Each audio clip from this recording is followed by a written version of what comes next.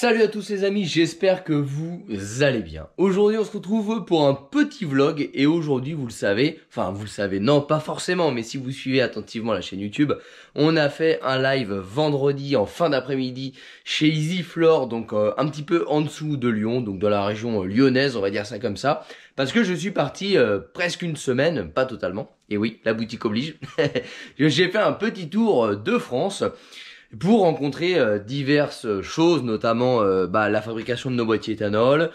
J'ai pu rencontrer également EasyFloor de vive voix. Voilà, en réalité, on vous a offert un petit live. On a d'ailleurs tourné une petite vidéo également qui sortira, je pense, dimanche prochain. Et puis voilà, on a fait quelques petites rencontres comme ça. Je vous ai tourné quelques vidéos. Vous allez voir, ça va sortir au fur et à mesure des semaines.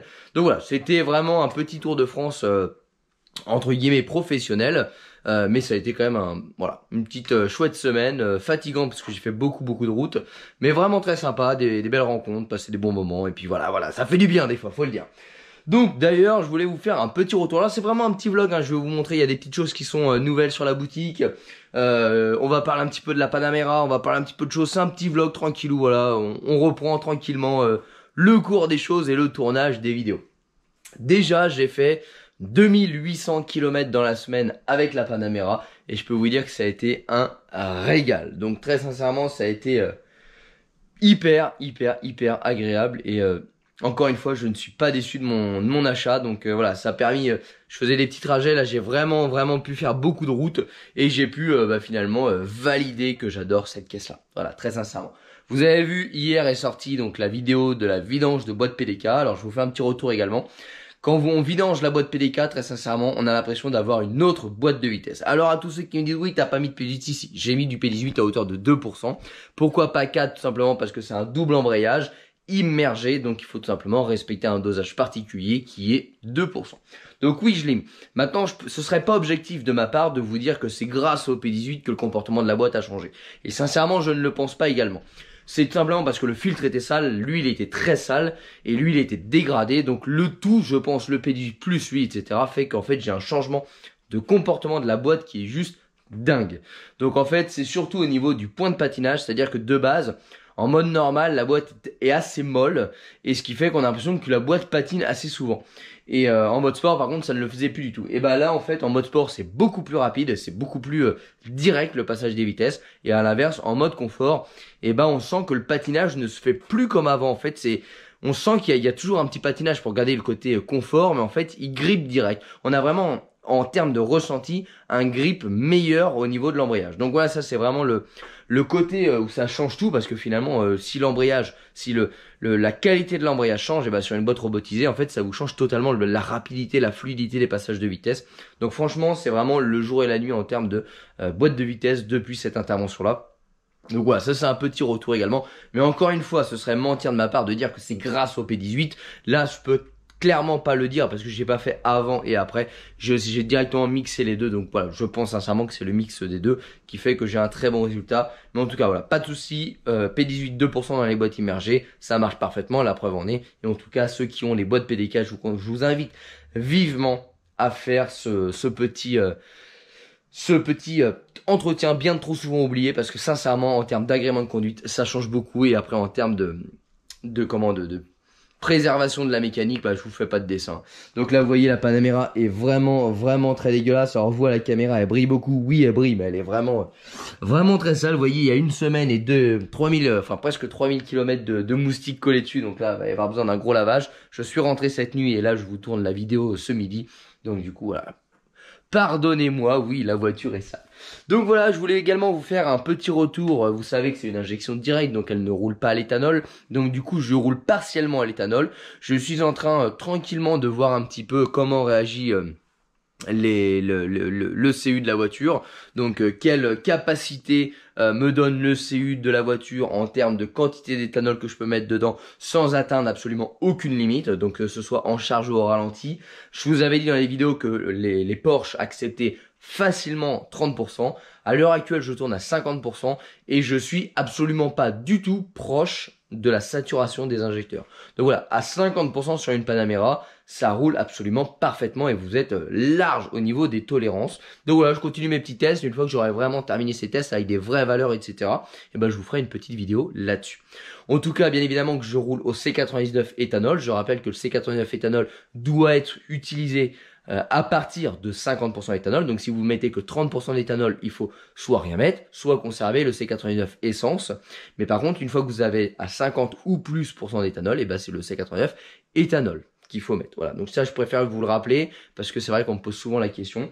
Donc qu'est-ce que je peux vous donner comme retour à l'heure actuelle?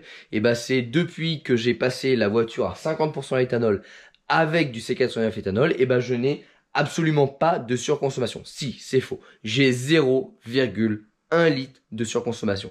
Donc en fait, c'est totalement dérisoire. Donc ça, c'est mon petit retour que je peux vous faire sur maintenant presque 3000 km sur cette Panamera-là, avec 50% d'éthanol. Donc 50% d'éthanol avec C89 éthanol dosé au maximum, parce que je rappelle, je n'ai pas de capteur de carburant, donc je n'ai pas de risque de dérégler tout simplement ce fameux capteur.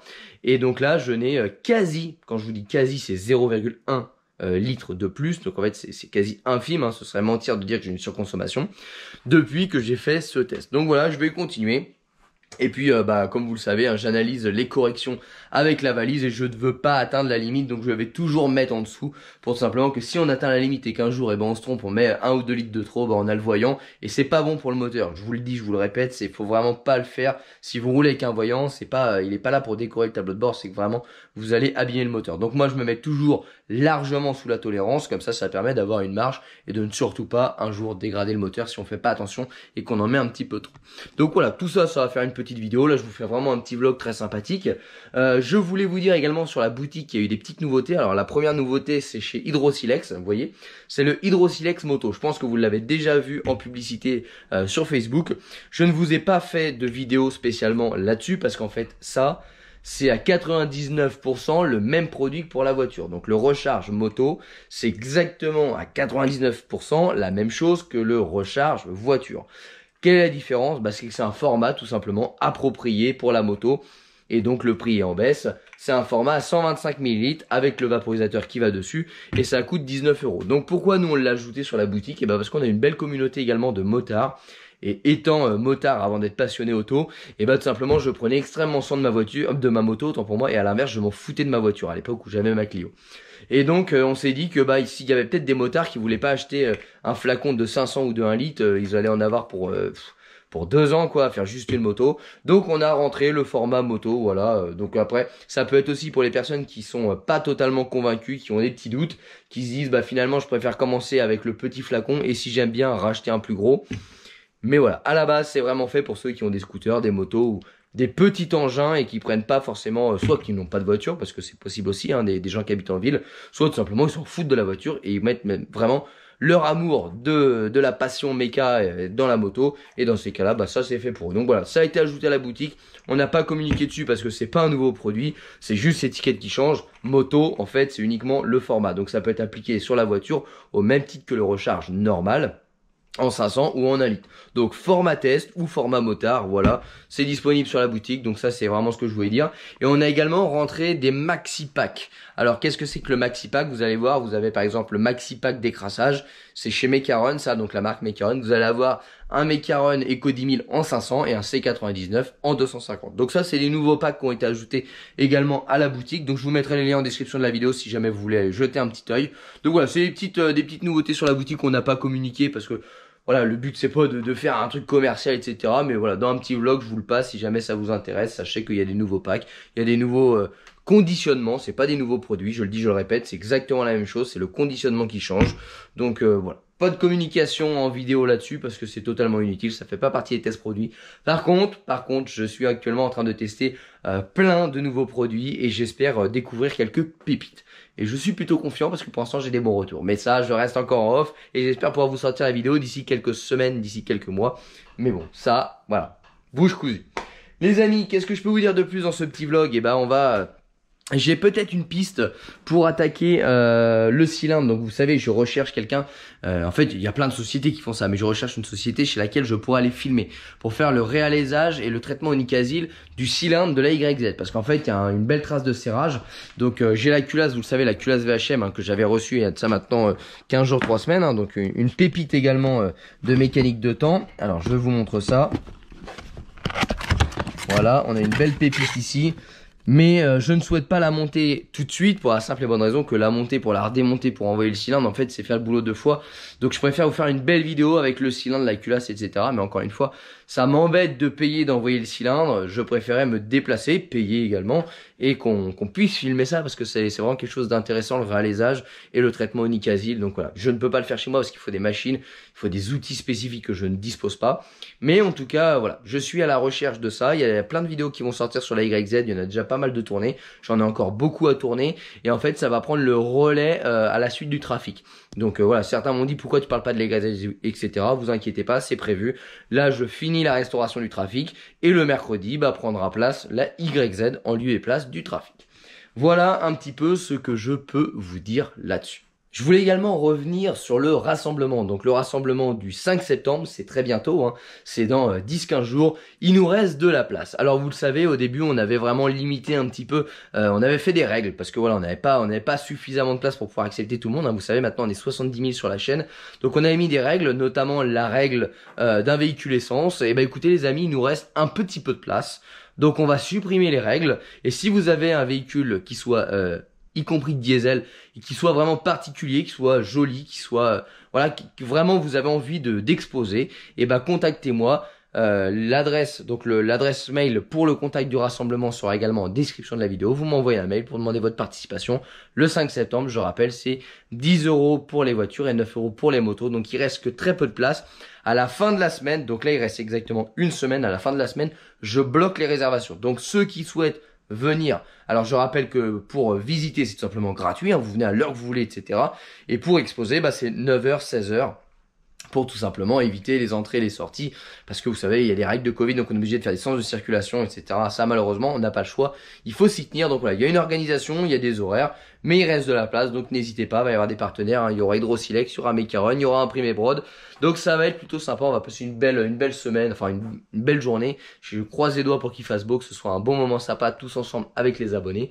Et voilà. Donc n'hésitez pas, on peut déroger à la règle dans le sens où on a un petit peu plus de place. Je pensais qu'on allait être plein. Alors il y a eu des annulations à cause du Covid, des gens qui ne souhaitent pas tout simplement porter le masque et qui ont annulé. Donc voilà. Du coup, il reste de la place. Il reste pas beaucoup de temps, mais il reste de la place. Donc on débride. Et puis tous ceux qui souhaitent exposer leur véhicule, n'hésitez pas, contactez-moi. Voilà un petit peu les amis comment ça va se passer. Écoutez, ça va se terminer pour ce petit vlog, hein. Je vous ai donné un petit peu d'informations sur les nouveautés, les nouvelles choses, qu'est-ce qui se passe, qu'est-ce que j'ai fait cette semaine. Parce que c'est vrai que j'ai été un petit peu absent des réseaux sociaux. Et vous avez vu un petit live chez EasyFloor à Lyon, etc. Donc vous êtes peut-être posé des questions et je vous y réponds. Les amis, ça me fait super plaisir de continuer l'aventure avec vous. Bientôt 70 000, on est 69 800 et quelques. Donc je pense que au moment où sortira cette vidéo, on aura peut-être, ou du moins on sera sur les 70 000. Donc ça me fait super plaisir. Une fois qu'on aura terminé le trafic et bien avancé la YZ, après on s'attaque à ça les amis. Ça on va le terminer. Donc encore une fois on attend de voir si on a des partenaires qui peuvent nous offrir des pièces, mais à mon avis pour l'instant c'est plutôt mal barré. Donc on va sûrement faire quelque chose, une belle restauration, des beaux petits tutos méca, un beau sablage et on va s'en faire une belle table basse. Je pense qu'on va faire vraiment quelque chose décoratif parce que ça coûterait, enfin voilà, on va pas mettre 3000 balles dans un moteur qu'on va pas se servir. Ça aurait été sympa de pouvoir le refaire avec des dons, avec des partenaires pour pouvoir après acheter une caisse et le remettre dedans. Mais malheureusement, c'est pas le cas et je ne peux pas me permettre d'investir 3000, 3500 € dans quelque chose que je ne suis pas sûr d'utiliser. Voilà les amis, écoutez, merci beaucoup, merci pour cette aventure, merci pour votre sympathie, votre générosité et nous on se retrouvera très bientôt. N'hésitez pas à nous rejoindre sur les réseaux sociaux, Facebook et Instagram. Je rappelle que tous les liens sont en description de la vidéo, y compris l'adresse mail pour s'inscrire au rassemblement GLB au Tillian-Vexin 27 420 le 5 septembre. Les amis, merci beaucoup, n'hésitez pas à vous abonner à la chaîne YouTube et on se retrouvera très prochainement. Allez, ciao!